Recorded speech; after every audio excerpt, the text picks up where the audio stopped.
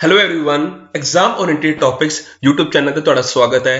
ਅੱਜ ਆਪਣਾ ਆਰਟੀਕਲ 32 ਦੇਖਾਂਗੇ, ਪਾਰਟ 2 ਦੇਖਾਂਗੇ। ਪਾਰਟ 1 ਅਸੀਂ ਪੜ੍ਹ ਚੁੱਕੇ ਹਾਂ। ਜਿਨ੍ਹਾਂ ਨੇ ਹਲੇ ਤੱਕ ਪਾਰਟ 1 ਨਹੀਂ ਦੇਖਿਆ ਉਹ ਜਾ ਕੇ ਦੇਖ ਸਕਦੇ ਨੇ। ਉੱਪਰ ਤੁਹਾਨੂੰ ਲਿੰਕ ਦੇਖਣ ਨੂੰ ਮਿਲ ਜਾਏਗਾ ਕਿਉਂਕਿ ਉਸ ਵਿੱਚ ਮੈंने ਪੂਰੀ ਇੰਟਰੋਡਕਸ਼ਨ ਦੱਸੀ ਹੈ ਕਿ ਆਰਟੀਕਲ 32 ਨੂੰ ਲਿਆਉਣ ਦਾ ਮਤਲਬ ਕੀ ਸੀ, ਦੈਨ ਉਸ ਦੀ ਪੂਰੀ ਸਿਗਨੀਫੀਕੈਂਸ ਦੱਸੀ ਹੈ। ਜੇ ਤੁਹਾਨੇ ਪਾर्ट 1 नहीं देखा ਤੁਹਾਨੂੰ पार्ट 2 समझ जरूर आ जाएगा मगर ਤੁਹਾਨੂੰ ਅੱਧੀ ਕਹਾਣੀ ਪਤਾ ਲੱਗੇਗੀ। पूरी कहानी जानने ਲਈ ਉੱਪਰ ਲਿੰਕ ਤੁਹਾਨੂੰ ਦੇਖਣ ਨੂੰ ਮਿਲੇਗਾ। पार्ट 1 ਤੇ ਕਲਿੱਕ ਕਰਨਾ, ਫਿਰ पार्ट 2 ਦੇਖਣਾ। ਹੁਣ ਆਪਾਂ ਅੱਜ ਆਪਣੇ ਆਰਟੀਕਲ 32 ਨੂੰ ਪੂਰਾ ਕੰਪਲੀਟ ਕਰ ਲਾਂਗੇ। ਪਾर्ट 2 ਵਿੱਚ ਤੁਹਾਨੂੰ ਪ੍ਰੋਪਰ ਸਮਝ ਆ ਜਾਏਗਾ ਕਿ ਆਖਿਰ ਵਿੱਚ ਇਸ ਦੀ ਇੰਪੋਰਟੈਂਸ ਕੀ ਸੀ, ਇਸ ਵਿੱਚ ਕਿਹੜੀ ਰਿਟਸ ਦੇਖਣ ਨੂੰ ਮਿਲਦੀ ਆ, ਉਹਨਾਂ ਬਾਰੇ ਆਪਾਂ ਪ੍ਰੋਪਰ ਜਾਣ ਲਾਂਗੇ। ਇਹ ਤੁਸੀਂ ਧਿਆਨ 'ਚ ਰੱਖ ਸਕਦੇ ਹੋ। ਹੁਣ ਛੋਟੀ ਜੀ ਇੰਟਰੋਡਕਸ਼ਨ ਕਿ ਫੰਡਾਮੈਂਟਲ ਰਾਈਟ ਜੋ ਆਪਾਂ ਹੁਣੇ ਪੜ੍ਹ ਕੇ ਆ ਰਹੇ ਹਾਂ 14 ਤੋਂ ਲੈ ਕੇ 30 ਤੱਕ, ਦੈਨ ਹੁਣ ਇੰਨੇ ਸਾਰੇ ਸਾਡੇ ਫੰਡਾਮੈਂਟਲ ਰਾਈਟਸ ਹੈ।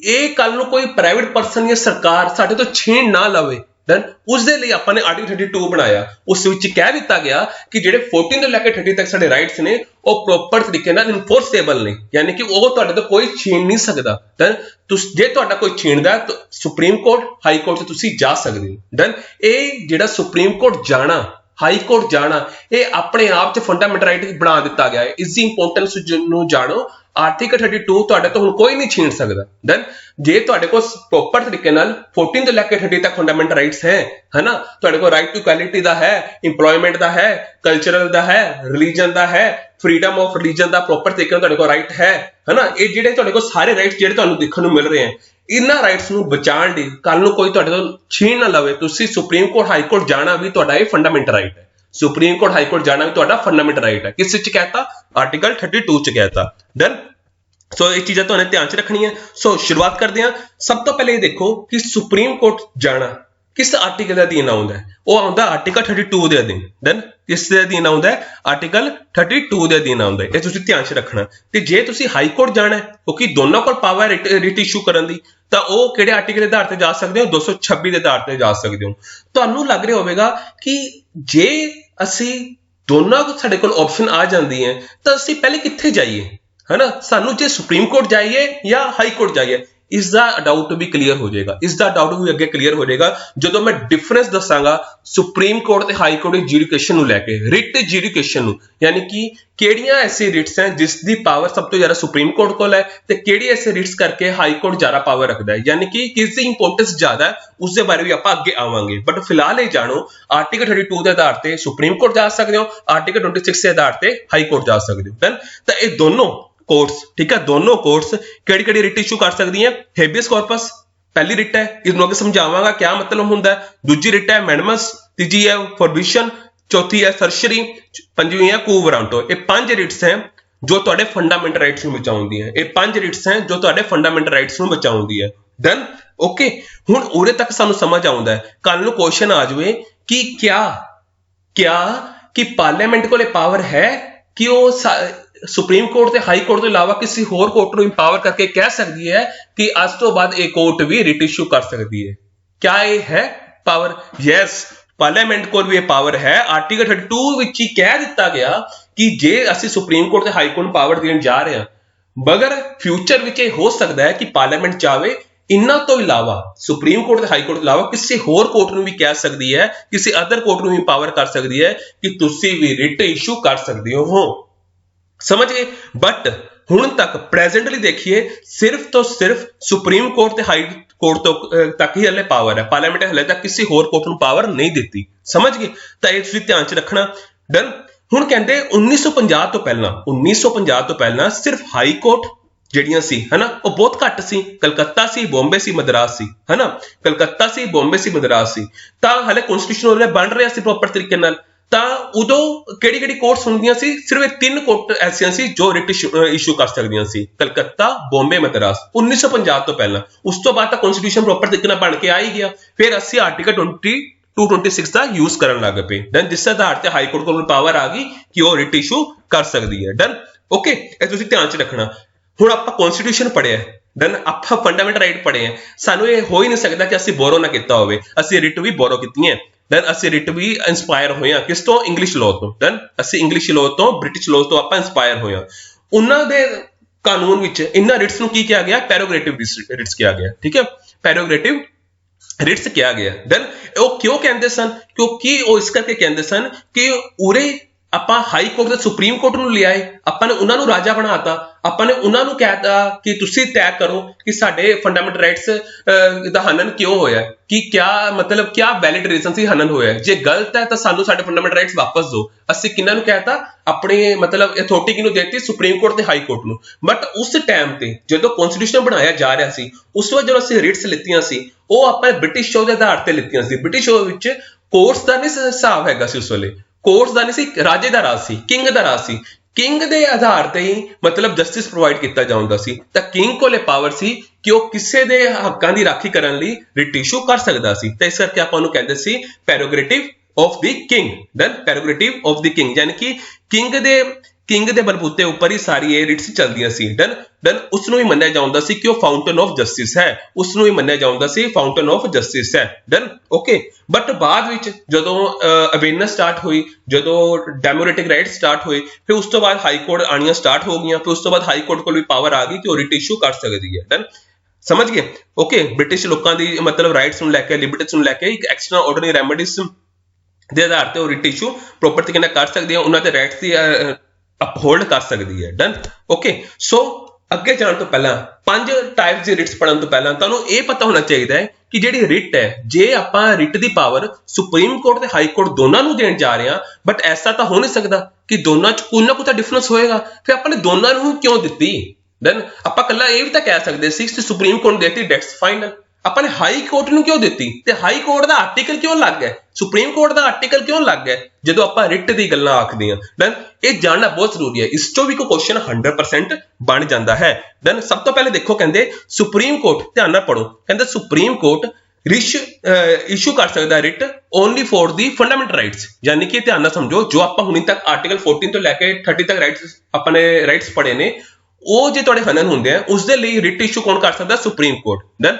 ਬਟ ਹਾਈ ਕੋਰਟ ਕੋਲ ਇੱਕ ਪਲੱਸ ਪਾਵਰ ਪੁਆਇੰਟ ਕੀ ਹੈ? ਜੇ ਮੈਂ ਗੱਲ ਆਖਾਂ ਇੱਕ ਪਾਵਰ ਕੀ ਹੈ ਉਸ ਕੋਲ, ਕਿ ਉਹ ਰਿਟ ਦਾ ਇਸ਼ੂ ਇਹਨਾਂ ਉੱਪਰ ਕਰ ਹੀ ਸਕਦਾ ਹੈ, ਫੰਡਾਮੈਂਟਲ ਰਾਈਟਸ ਉੱਪਰ ਕਰ ਹੀ ਸਕਦਾ ਹੈ, ਮਗਰ ਉਸ ਤੋਂ ਇਲਾਵਾ ਐਨੀ ਅਦਰ ਪਰਪਸ ਲਈ ਵੀ ਰਿਟ ਇਸ਼ੂ ਕਰ ਸਕਦਾ ਹੈ। ਸਮਝ ਗਏ? ਉਹ ਕਹਿੰਦੇ ਕਿ high court can issue the Ritz not only for the enforcement of fundamental rights but also for any other purpose। ਇਹ ਐਨੀ ਅਦਰ ਪਰਪਸ ਕੀ ਹੋ ਗਿਆ? ਇਹ ਐਨੀ ਅਦਰ ਪਰਪਸ ਹੋ ਗਿਆ ਕੋਈ ਐਸਾ ਲੀਗਲ ਰਾਈਟ, ਠੀਕ ਹੈ, ਕੋਈ ਐਸਾ ਲੀਗਲ ਰਾਈਟ, ਜਿਵੇਂ ਸਪੋਜ਼ ਕਰੋ ਜੇ ਮੈਂ ਗੱਲ ਆਖਾਂ ਫੋਰ ਐਗਜ਼ਾਮਪਲ ਆਪਣੀ ਜਿਹੜੀ ਕੀ ਨਾਮ ਹੈ, ਆਪਣੀ ਜਿਹੜੀ ਲੈਂਡ ਆਪਣੀ, ਉਹ ਸਾਡਾ ਲੀਗਲ ਰਾਈਟ ਹੈ, ਸਾਡਾ ਫੰਡਾਮੈਂਟਲ ਰਾਈਟ ਨਹੀਂ ਹੈ। ਪਹਿਲੇ ਫੰਡਾਮੈਂਟਲ ਰਾਈਟ ਸੀ, ਮਗਰ ਹੁਣ ਸਾਡਾ ਲੀਗਲ ਰਾਈਟ ਹੈ। ਕੱਲ ਨੂੰ ਕੋਈ ਸਰਕਾਰ ਕਿਸੇ ਤੋਂ ਮਤਲਬ ਕਿਸੇ ਦਾ ਲੈਂਡ ਲੈ ਕੇ ਉੱਥੇ ਡਿਵੈਲਪਮੈਂਟ ਕਰਨਾ ਚਾਹੁੰਦੀ ਹੈ, ਮਗਰ ਉਹਨਾਂ ਨੂੰ ਪ੍ਰੋਪਰ ਪੈਸਾ ਨਹੀਂ ਦਿੰਦੀ, ਤਾਂ ਤੁਸੀਂ ਆਪਣਾ ਕੇਸ ਹਾਈ ਕੋਰਟ 'ਚ ਲੈ ਕੇ ਜਾ ਸਕਦੇ ਹੋ, ਉਹ ਤੁਹਾਡਾ ਕੇਸ ਸੁਣੇਗੀ। ਡਨ, ਉਹ ਤੁਹਾਡਾ ਕੇਸ ਸੁਣੇਗੀ, ਉਹ ਗਵਰਨਮੈਂਟ ਨੂੰ ਮਤਲਬ ਪ੍ਰੋਪਰ ਤਰੀਕੇ ਨਾਲ ਸਮਨ ਕਰੇਗੀ, ਪ੍ਰੋਪਰ ਦੇਖਿਆ ਜਾਏਗਾ, ਐਵੀਡੈਂਸ ਦੇਖੇ ਜਾਣਗੇ। ਜੇ ਤੁਹਾਡੇ ਮਤਲਬ ਤੁਹਾਨੂੰ ਪ੍ਰੋਪਰ ਰਾਈਟਸ ਤੁਹਾਡੇ ਹਨਨ ਹੋਏ ਆ, ਤਾਂ ਉਸ ਵਕਤ ਤੁਹਾਡੇ ਨਾਲ ਖੜੇਗੀ ਹਾਈ ਕੋਰਟ। ਡਨ, ਤਾਂ ਉਹ ਇਹ ਪਰਪਸ ਆ ਜਾਂਦਾ ਹੈ, ਤਾਂ ਉੱਥੇ ਸੁਪਰੀਮ ਕੋਰਟ ਹਲਕੀ ਪੈ ਜਾਂਦੀ ਹੈ, ਹਾਈ ਕੋਰਟ ਜਿਹੜੀ ਹੈ ਪਾਵਰਫੁਲ ਹੋ ਜਾਂਦੀ ਹੈ। ਇਸ ਕਰਕੇ ਕਿਹਾ ਜਾਂਦਾ ਹੈ ਕਿ ਸੁਪਰੀਮ ਕੋਰਟ ਜੇ ਰਿਟ ਇਸ਼ੂ ਕਰ ਸਕਦਾ ਹੈ ਸਿਰਫ ਫੰਡਾਮੈਂਟਲ ਰਾਈਟਸ ਨੂੰ ਇਨਫੋਰਸ ਕਰਨ ਵਿੱਚ, ਆਰਟੀਕਲ 14 ਤੋਂ ਲੈ ਕੇ 30 ਤੱਕ ਦੇ ਜਿਹੜੇ ਰਾਈਟਸ ਹੈ ਉਹਨਾਂ ਨੂੰ ਇਨਫੋਰਸ ਕਰਨ 'ਚ ਸਿਰਫ ਲੈ ਕੇ ਆ ਸਕਦਾ ਹੈ। ਬਟ ਜਿਹੜਾ ਹਾਈ ਕੋਰਟ ਹੈ ਉਹ ਫੰਡਾਮੈਂਟਲ ਰਾਈਟਸ ਦਾ ਰਿਟ ਇਸ਼ੂ ਕਰ ਹੀ ਸਕਦਾ ਹੈ, ਫੰਡਾਮੈਂਟਲ ਰਾਈਟਸ ਦੇ ਰਿਟ ਦਾ ਇਸ਼ੂ ਕਰ ਹੀ ਸਕਦਾ ਹੈ, ਪਲੱਸ ਉਹ ਕੋਈ ਐਸਾ ਲੀਗਲ ਰਾਈਟ, ਨਾਰਮਲ ਜਿਹੜਾ ਲੀਗਲ ਰਾਈਟ ਹੈ ਉਸ ਨੂੰ ਵੀ ਇਨਫੋਰਸਮੈਂਟ ਲਿਆਉਣ 'ਚ ਉਹਦੀ ਮੇਨ ਭੂਮਿਕਾ ਰਹੇਗੀ। ਇਹ ਤੁਸੀਂ ਧਿਆਨ 'ਚ ਰੱਖ ਸਕਦੇ ਹੋ। ਫਿਰ ਇਸ ਆਧਾਰ ਤੇ ਸੁਪਰੀਮ ਕੋਰਟ ਦੀ ਜਿਹੜੀ ਜੁਰਿਸਡਿਕਸ਼ਨ ਹੈ ਰਿਟ ਦੀ, ਉਹ ਘਟ ਜਾਂਦੀ ਹੈ ਹਾਈ ਕੋਰਟ ਦੇ ਸਾਹਮਣੇ, ਠੀਕ ਹੈ, ਉਸ ਦੀ ਜਿਹੜੀ ਪਾਵਰ ਹੈ ਘਟ ਜਾਂਦੀ ਹੈ ਹਾਈ ਕੋਰਟ ਦੇ ਸਾਹਮਣੇ। ਤੁਸੀਂ ਧਿਆਨ 'ਚ ਰੱਖ ਸਕਦੇ ਹੋ, ਸਿਰਫ ਇਸ ਆਧਾਰ ਤੇ, ਸਿਰਫ ਰਿਟ ਦੇ ਆਧਾਰ ਤੇ, ਇਹ ਤੁਸੀਂ ਧਿਆਨ 'ਚ ਰੱਖਣਾ। ਡਨ। ਹੁਣ ਉਸ ਤੋਂ ਬਾਅਦ ਅਗਲਾ ਕੀ ਡਿਫਰੈਂਸ ਹੈ ਸੁਪਰੀਮ ਕੋਰਟ ਤੇ ਹਾਈ ਕੋਰਟ ਵਿੱਚ? ਇਸ ਵਿੱਚ ਦੇਖੋਗੇ ਪਹਿਲੇ ਵਿੱਚ ਤਾਂ ਸੁਪਰੀਮ ਕੋਰਟ ਛੋਟਾ ਪੈ ਗਿਆ, ਹਾਈ ਕੋਰਟ ਵੱਡਾ ਪੈ ਗਿਆ। ਡਨ, ਜੇ ਮੈਂ ਗੱਲ ਆਖਾਂ, ਡਨ, ਪਹਿਲੀ ਵਾਰ 'ਚ। ਦੂਜੀ ਵਾਰ 'ਚ ਕੀ ਹੋ ਰਿਹਾ ਕਿ ਸੁਪਰੀਮ ਕੋਰਟ ਰਿਟ ਇਸ਼ੂ ਕਰ ਰਿਹਾ, ਠੀਕ ਹੈ, ਉਹ ਕਿਸੇ ਵੀ ਪਰਸਨ ਦੇ ਅਗੇਂਸਟ, ਗਵਰਨਮੈਂਟ ਦੇ ਅਗੇਂਸਟ ਰਿਟ ਇਸ਼ੂ ਕਰ ਸਕਦਾ ਹੈ through out the territory of India, ਕਿ ਆਪਣੇ ਇੰਡੀਆ 'ਚ ਜਿੱਥੇ ਵੀ ਕਿਸੇ ਵੀ ਪਰਸਨ ਦੇ ਖਿਲਾਫ ਉਹਨੇ ਰਿਟ ਇਸ਼ੂ ਕਰਨਾ ਹੈ ਉਹ ਕਰ ਸਕਦਾ ਹੈ, ਕਿਸੇ ਵੀ ਗਵਰਨਮੈਂਟ ਦੇ ਖਿਲਾਫ ਰਿਟ ਇਸ਼ੂ ਕਰ ਸਕਦਾ ਹੈ। ਇਹ ਸੁਪਰੀਮ ਕੋਰਟ ਕੋਲ ਪਾਵਰ ਹੈ। ਬਟ ਹਾਈ ਕੋਰਟ ਵੀ ਰਿਟ ਇਸ਼ੂ ਕਰ ਸਕਦਾ ਹੈ ਉਸ ਸੇਮ ਪਰਸਨ ਜਾਂ ਗਵਰਨਮੈਂਟ ਦੇ ਖਿਲਾਫ, ਬਟ ਧਿਆਨ ਰੱਖਣਾ ਜੋ ਉਹਦੀ ਜੁਰਿਸਡਿਕਸ਼ਨ ਵਿੱਚ ਆਉਂਦਾ ਹੋਏਗਾ। ਸਮਝ ਪਾ ਰਹੇ ਹੋ ਕਿ ਇੱਕ ਪਾਰਟਿਕੂਲਰ ਸਟੇਟ ਦੀ ਹਾਈ ਕੋਰਟ ਰਿਟ ਇਸ਼ੂ ਕਰ ਸਕਦੀ ਹੈ, ਮਗਰ ਜੋ ਉਹਦੀ ਜੁਰਿਸਡਿਕਸ਼ਨ ਦੇ ਅਧੀਨ ਆਉਂਦਾ ਹੋਏਗਾ। ਮਗਰ ਸੁਪਰੀਮ ਕੋਰਟ पूरे इंडिया की टैरेटरी विच जिथे मर्जी कोई परसन बैठा पिया होवे, जिथे मर्जी मतलब रहिंदा होवे करदा होवे, ਉਹ ਸੁਪਰੀਮ ਕੋਰਟ ਸਿੱਧਾ ਜਾ ਕੇ ਰਿਟ ਇਸ਼ੂ ਕਰ ਸਕਦੀ ਹੈ, ਮਗਰ ਹਾਈ ਕੋਰਟ ਉਹਨਾਂ ਉੱਪਰ ਰਿਟ ਇਸ਼ੂ ਕਰੇਗੀ ਜੋ ਉਸਦੀ ਜੁਰਿਸਡਿਕਸ਼ਨ ਦੇ ਅਧੀਨ ਆਉਂਦਾ ਹੋਏਗਾ, ਜੋ ਉਹਦੇ ਸਟੇਟ ਨਾਲ ਮੈਟਰ ਰਿਲੇਟ ਕਰਦਾ ਹੋਏਗਾ, ਜੋ ਉਹਦੇ ਸਟੇਟ ਨਾਲ ਇਸ਼ੂ ਹੋਏਗਾ, ਜੋ ਉਹਦੇ ਸਟੇਟ ਦਾ ਪਰਸਨ ਹੋਏਗਾ। ਸਮਝ ਪਾ ਰਹੇ ਹੋ? ਤਾਂ ਉਰੇ ਕੌਣ ਵੱਡਾ ਹੋ ਗਿਆ? ਉਰੇ ਕੌਣ ਵੱਡਾ ਹੋ ਗਿਆ? ਉਰੇ ਵੱਡੀ ਹੋ ਗਈ supreme court. Done, supreme court ਵੱਡੀ ਹੋ ਗਈ। ਡਨ, ਇਸ ਵਿੱਚ ਧਿਆਨ 'ਚ ਰੱਖ ਸਕਦੇ ਹੋ। ਠੀਕ ਹੈ, ਓਕੇ। ਹੁਣ ਧਿਆਨ 'ਚ ਰੱਖੋਗੇ, ਮੈਂ ਆ ਗਈ ਨਾ ਗੱਲ ਹੁਣ ਆਰਟੀਕਲ 32 ਤੇ 226 ਦੀ। मैं तुहानू दस्सिया सी कि इन्हां दोनों लई अलग-अलग आर्टिकल क्यों है, क्योंकि सुप्रीम कोर्ट कोल एक तरीके दी ओरिजिनल ज्यूरिडिक्शन है कि ਉਹ रिट जे कोई नू रिफ्यूज कर ही नहीं सकदी। जे कोई अपने फंडामेंट नू बचाउण लई सुप्रीम कोर्ट जाउंदा आर्टिकल 32 दे हिसाब सिर, तां सुप्रीम कोर्ट उहनू मना नहीं कर सकदी। इस करके सुप्रीम कोर्ट दा जिहड़ा आर्टिकल है ਉਹ 32 है, ਉਹ 32 ਦਾ यूज करके रिट इशू कर सकदा है। बट जदों आपां हाई कोर्ट की गल आखदे हां, ਉਹਦਾ आर्टिकल 226 है, जिस करके की हो रहा है कि आर्टिकल 226 का यूज करके जे उन्होंने लगता है कि मैं ये मतलब सुनवाई नहीं करनी, मैं इस इशू नू नहीं सुनना, तो वह मना भी कर सकता है। देन ओके, तुसीं ध्यान से रख सकते हो आर्टिकल 32 सॉरी माफ करना, article 226 is a discretionary, hence the High Court may refuse to exercise this jurisdiction. तुसीं ध्यान से रख सकते हो। तो इत्थों की समझ आउंदा है कि सुप्रीम कोर्ट नहीं मना कर सकता कभी भी, सुप्रीम कोर्ट कभी नहीं मना कर सकता कि मैं तेरी मतलब सुनवाई नहीं करता, मैं तेरे फंडामेंटल राइट ते जेड़ा तू केस पाया है ना उसकी मैं सुनवाई नहीं करता, बट हाई कोर्ट मना कर सकता है। देन इस करके इसका आर्टिकल 226 है। ठीक है, 226 है, इसका आर्टिकल 32 है। समझ गए? ये अपने ऑलरेडी फंडामेंटल राइट विच कह दिता गया। देन ओके, समझ गए? सो इन्हां चीज़ां नूं ध्यान च रखना है। देन ओके, चलो हुण उस तो बाद अगे देखो, जे आपां कहंदे सुप्रीम कोर्ट की गल करिए और हाई कोर्ट की गल करिए, कहंदे नैसेसरी नहीं है कि ये नैसेसरी नहीं है कि सीधा तुसीं सुप्रीम कोर्ट चले जाओ। कदी कदी की हो सकता है कि सुप्रीम कोर्ट कह सकता है कि तुसीं ये रिट जे तुहानूं इशू करवाना है तां तुसीं पहले हाई कोर्ट जाओ।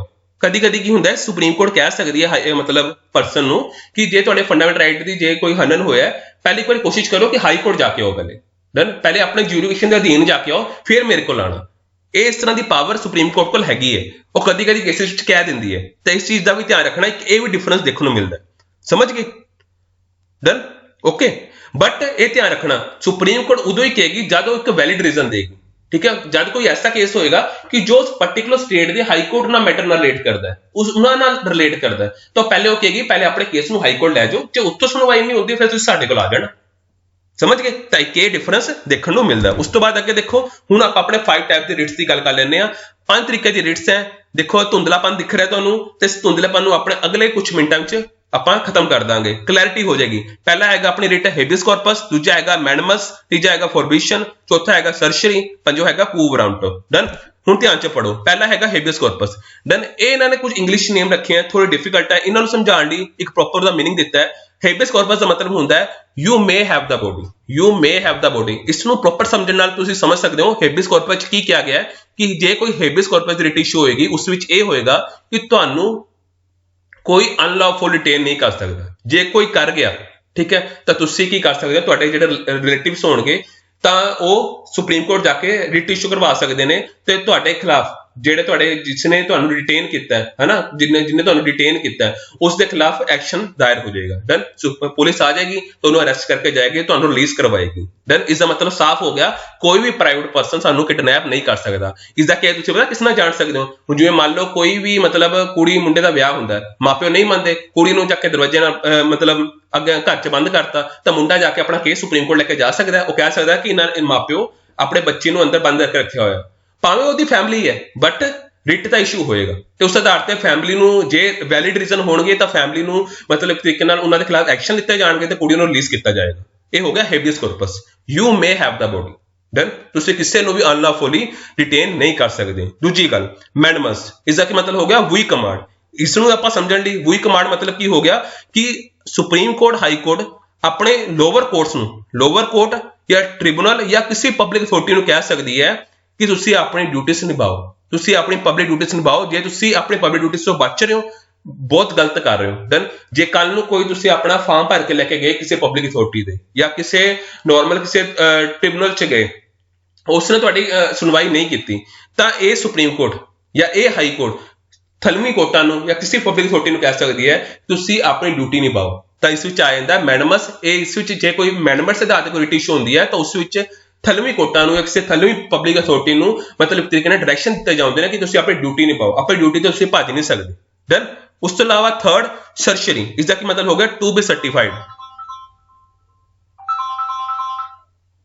ਮਾਫ ਕਰਨਾ ਸਰਸ਼ਰੀ ਜੋ ਕਿ ਟੂ ਬੀ ਸਰਟੀਫਾਈਡ, ਇਸ ਦਾ ਕੀ ਮਤਲਬ ਹੋ ਗਿਆ ਕਿ ਜਿਹੜਾ ਆਲਰੇਡੀ ਜਿਹੜੀਆਂ ਡਿਸਟ੍ਰਿਕਟ ਕੋਰਟਾਂ ਹੁੰਦੀਆਂ ਨਾ, ਛੋਟੀ ਕੋਰਟਾਂ ਹੁੰਦੀਆਂ, ਜੇ ਉਹਨਾਂ ਨੇ ਆਲਰੇਡੀ ਜੇ ਕੋਈ फैसला सुनाता मगर सुप्रीम कोर्ट या हाई कोर्ट ਨੂੰ ਲੱਗ ਰਿਹਾ ਹੈ ਕਿ ਇਹ ਫੈਸਲਾ ਠੀਕ ਨਹੀਂ ਹੈ ਤਾਂ ਉਸ ਨੂੰ ਕੁਆਸ਼ ਕਰ ਸਕਦੀ ਹੈ, ਉਸ ਨੂੰ ਖਤਮ ਕਰ ਸਕਦੀ ਹੈ। ਉਸ ਆਰਡਰ ਨੂੰ ਜਿਹੜਾ ਪਾਸ ਕੀਤਾ ਗਿਆ ਇਨਫੀਰੀਅਰ ਕੋਰਟ ਦੁਆਰਾ, ਛੋਟੀ ਕੋਰਟਾਂ ਦੁਆਰਾ, ਕਿਸੇ ਜੁਡੀਸ਼ੀਅਲ ਅਥਾਰਟੀ ਦੁਆਰਾ, ਕਿਸੇ ਟ੍ਰਿਬਿਊਨਲ ਦੁਆਰਾ, ਉਸ ਨੂੰ ਸੁਪਰੀਮ ਕੋਰਟ ਤੇ ਹਾਈ ਕੋਰਟ ਕੁਆਸ਼ ਕਰ ਸਕਦੀ ਹੈ। ਕੁਆਸ਼ ਮਤਲਬ ਉਸ ਨੂੰ ਖਤਮ ਕਰ ਸਕਦੀ ਹੈ। ਸਮਝ ਗਏ? ਇਹ ਤੁਸੀਂ ਧਿਆਨ ਚ ਰੱਖਣਾ। ਉਸ ਤੋਂ ਬਾਅਦ ਫੋਰਥ ਆਪਣੀ ਹੈਗੀ ਫੋਰਬਿਸ਼ਨ। ਫੋਰਬਿਸ਼ਨ ਦਾ ਕੀ ਮਤਲਬ ਹੋ ਗਿਆ ਕਿ ਇਨਫੀਰੀਅਰ ਕੋਰਟ ਨੂੰ ਇਹ ਕਹਿ ਸਕਦੀ ਹੈ, ਇਨਫੀਰੀਅਰ ਕੋਰਟ ਮਤਲਬ ਹੁਣ ਜਿਵੇਂ ਹਾਈ ਕੋਰਟ ਤੋਂ ਥੱਲੇ ਕਿਹੜੀਆਂ ਕੋਰਟਾਂ ਹੁੰਦੀਆਂ, ਡਿਸਟ੍ਰਿਕਟ ਕੋਰਟਾਂ ਹੁੰਦੀਆਂ, ਹਾਈ ਕੋਰਟ ਆਪਣੇ ਕਿੰਨਾ ਕੋਰਟਾਂ ਨੂੰ ਕਹੇਗੀ, ਉਸ ਤੋਂ ਥੱਲੇ ਕੋਰਟਾਂ ਨੂੰ। ਸੁਪਰੀਮ ਕੋਰਟ ਕਿਸ ਕੋਰਟ ਨੂੰ ਕਹੇਗੀ? ਹਾਈ ਕੋਰਟ ਨੂੰ ਕਹੇਗੀ ਕਿ ਇਨਫੀਰੀਅਰ ਕੋਰਟ ਨੂੰ ਕਹਿ ਰਹੀ ਹੈ ਕਿ ਤੁਸੀਂ ਇਸ ਪਾਰਟਿਕੂਲਰ ਕੇਸ ਨੂੰ ਨਾ ਸੁਣੋ। ਡਨ। ਇਹ ਤੁਹਾਡੀ ਜੁਰਿਸਡਿਕਸ਼ਨ ਦੇ ਅੰਦਰ ਨਹੀਂ ਆ ਰਿਹਾ, ਤੁਸੀਂ ਇਸ ਨੂੰ ਨਾ ਸੁਣੋ, ਇਹਨੂੰ ਅਸੀਂ ਸੁਣਾਂਗੇ ਜਾਂ ਇਹਨੂੰ ਮੈਂ ਫੈਸਲਾ ਕਰਾਂਗਾ ਕਿ ਮੈਂ ਇਹ ਕੇਸ ਕਿਹਨੂੰ ਦੇਣਾ। ਸੁਪਰੀਮ ਕੋਰਟ ਕਹਿ ਰਹੀ ਹੈ। ਡਨ। ਜਾਂ ਹਾਈ ਕੋਰਟ ਡਿਸਟ੍ਰਿਕਟ ਕੋਰਟ ਨੂੰ ਕਹਿ ਰਿਹਾ ਹੈ, ਸੁਪਰੀਮ ਕੋਰਟ ਹਾਈ ਕੋਰਟ ਨੂੰ ਕਹਿ ਰਹੀ ਹੈ ਕਿ ਜਿਹੜਾ ਤੁਸੀਂ ਇਹ ਕੇਸ ਸੁਣ ਰਹੇ ਹੋ ਇਹ ਤੁਹਾਡੀ ਜੁਰਿਸਡਿਕਸ਼ਨ ਤੋਂ ਬਾਹਰ ਹੈ, ਤੁਹਾਡੇ ਦਾਇਰੇ 'ਚ ਨਹੀਂ ਆਉਂਦਾ, ਇਹਨੂੰ ਨਾ ਸੁਣੋ। ਉਸ ਲਈ ਫੋਰਬਿਸ਼ਨ ਰਿਟ ਜਾਰੀ ਹੋ ਸਕਦਾ ਹੈ। ਉਸ ਤੋਂ ਇਲਾਵਾ ਕੂ ਵਾਰੰਟੋ। ਡਨ। ਉਸ ਤੋਂ ਇਲਾਵਾ ਅਗਲਾ ਕਿਹੜਾ ਕੂ ਵਾਰੰਟੋ। ਇਸ ਵਿੱਚ ਕੀ ਆ ਜਾਂਦਾ ਵਟ ਇਜ਼ ਯੂਅਰ ਅਥਾਰਟੀ, ਤੋ ਕਿਸ ਅਥਾਰਟੀ ਦੇ ਆਧਾਰ ਤੇ ਮਤਲਬ ਇਹ ਮਤਲਬ ਤੈਨੇ ਪਬਲਿਕ ਆਫਿਸ ਸੰਭਾਲਿਆ ਪਿਆ। ਜਿਵੇਂ ਕਈ ਵਾਰੀ ਹੁੰਦਾ ਨਾ ਕਿ ਮਤਲਬ ਜਿਵੇਂ ਮੈਂ ਤੁਹਾਨੂੰ ਚੰਨੀ ਜਿਹੜੇ ਸੀਐਮ ਹੋਏ ਉਹਨਾਂ ਦੇ ਬੇਟੇ ਵੀ ਆਫਿਸ 'ਚ ਬੈਠੇ ਹੋਏ ਸਨ, ਤਾਂ ਉਹ ਬੰਦਾ ਜੇ ਆਫਿਸ 'ਚ ਬੈਠਾ ਜੇ ਕੋਈ ਵਰਕ ਕਰ ਰਿਹਾ ਤਾਂ ਉਸ ਦੇ ਖਿਲਾਫ ਕੂ ਵਾਰੰਟੋ ਰਿਟ ਜਾਰੀ ਹੋ ਸਕਦਾ ਕਿ ਤੂੰ ਕਿਸ ਮਤਲਬ ਅਥਾਰਟੀ ਤੇ ਤੂੰ ਉਸ ਪਬਲਿਕ ਅਥਾਰਟੀ 'ਚ ਜਾਂ ਉਸ ਪਬਲਿਕ ਗਵਰਨਮੈਂਟ ਡਿਪਾਰਟਮੈਂਟ 'ਚ ਬੈਠਾ ਹੋਇਆ ਸੀ, ਕੰਮ ਕਰ ਰਿਹਾ ਸੀ। ਜਿਵੇਂ ਕਈ ਵਾਰੀ ਹੁੰਦਾ ਨਾ ਬੀਵੀ ਦਾ ਕੰਮ ਪਤੀ ਕਰ ਰਿਹਾ ਹੁੰਦਾ, ਜਿਵੇਂ ਕੋਈ ਮੇਅਰ ਹੋ ਗਿਆ, ਇਵੇਂ ਹੋ ਗਿਆ, ਤਾਂ ਉਸ ਦੇ ਖਿਲਾਫ ਇਸ ਕੂ ਵਾਰੰਟੋ ਦਾ ਰਿਟ ਜਾਰੀ ਹੋ ਸਕਦਾ। ਸਮਝ ਗਏ? ਇਹ ਹੈਗੀਆਂ 5 ਰਿਟ ਜਿਸ ਦੇ ਆਧਾਰ ਤੇ ਤੁਹਾਡੇ ਫੰਡਾਮੈਂਟਲ ਰਾਈਟਸ ਬਚਾਏ ਜਾ ਸਕਦੇ ਆ, ਪ੍ਰੋਪਰ ਪ੍ਰੋਟੈਕਟ ਕੀਤੇ ਜਾ ਸਕਦੇ ਆ। ਆਰਟੀਕਲ 14 ਤੋਂ ਲੈ ਕੇ 32 ਤੱਕ ਆਪਾਂ ਦੇਖ ਸਕਦੇ ਹਾਂ। ਡਨ। ਸੋ ਇਹ ਸੀ ਆਪਣਾ ਪ੍ਰੋਪਰ ਫੰਡਾਮੈਂਟਲ ਰਾਈਟਸ। ਇਹ ਜਰਨੀ ਆਪਣੀ ਕੰਪਲੀਟ ਹੁੰਦੀ ਹੈ ਫੰਡਾਮੈਂਟਲ ਰਾਈਟਸ ਦੀ। ਆਉਣ ਵਾਲੇ ਟਾਈਮ 'ਚ ਆਪਾਂ ਡੀਪੀਐਸਪੀ, ਦੈਨ ਉਸ ਤੋਂ ਇਲਾਵਾ ਆਪਣੇ ਫੰਡਾਮੈਂਟਲ ਡਿਊਟੀਜ਼, ਇਹ ਬਹੁਤ ਇੰਪੋਰਟੈਂਟ ਹੈ। 3 ਚੀਜ਼ਾਂ ਐਸੀਆਂ ਜਿੱਚੋਂ ਤੁਹਾਡੇ 10 ਮਾਰਕ ਕੰਪਲੀਟ ਹੋ ਜਾਂਦੇ ਆ। ਹਰੇਕ ਐਗਜ਼ਾਮ ਭਾਵੇਂ ਉੱਪਰ ਤੋਂ ਵੱਡਾ, ਛੋਟੇ ਤੋਂ ਛੋਟਾ, 3 ਟੌਪਿਕ 'ਚੋਂ ਹਮੇਸ਼ਾ ਕੋਈ ਨਾ ਕੋਈ ਕੁਐਸਚਨ ਘੁਮਾ ਕੇ ਕੁਐਸਚਨ ਪੁੱਛੇ ਜਾਂਦੇ ਨੇ। So thank you very much. ਜਾਣ ਤੋਂ ਪਹਿਲਾਂ ਚੈਨਲ ਨੂੰ ਸਬਸਕ੍ਰਾਈਬ ਕਰਨਾ ਹੈ, ਵੱਧ ਤੋਂ ਵੱਧ ਸ਼ੇਅਰ ਕਰਨਾ ਹੈ ਤੇ ਟੈਲੀਗ੍ਰਾਮ ਚੈਨਲ ਜ਼ਰੂਰ ਜੁਆਇਨ ਕਰ ਲੈਣਾ ਹੈ। ਤੁਹਾਨੂੰ ਇਸ ਡਿਸਕ੍ਰਿਪਸ਼ਨ ਬਾਕਸ ਵਿੱਚ ਉਹਦਾ ਟੈਲੀਗ੍ਰਾਮ ਦਾ ਲਿੰਕ ਮਿਲ ਜਾਏਗਾ। So thank you very much.